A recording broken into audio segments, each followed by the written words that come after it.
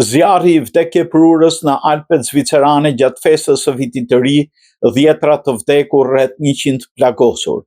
Në Crans-Montana, në Zvicër, autoritetet zvicerane po hetojnë shkaqet e një zjarri shkatrues që shpërtheu në një bar në zordin alpin të Crans-Montana, duke lënë 10 persona të dyshuar të vdekur dhe rreth 100 të plagosur gjatë festimeve të vitit të ri.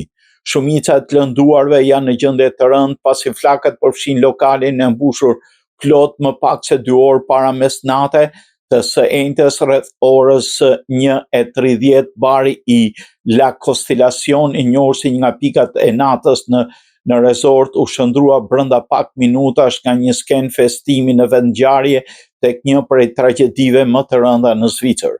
Sipas dëshmive për median franceze, BFM-TV, 2 gra që ndodheshin brenda lokalit thanë se pan një panakier duke mbajtur mbi supe një kamariere e cila kishte në dorë një qiri të ndezur brenda një shisheje. Sipas tyre, qiriu i vuri flakën tavanit prej druri, zjarri u përhap me shpejtësi dhe tavani u shëm, ndërsa njerëzit u përpoqën në panik të dilnin nga klubi në Bodrum përmes një shkallë dhe një derë shumë të ngushtë, duke shkaktuar shtypje dhe kaos.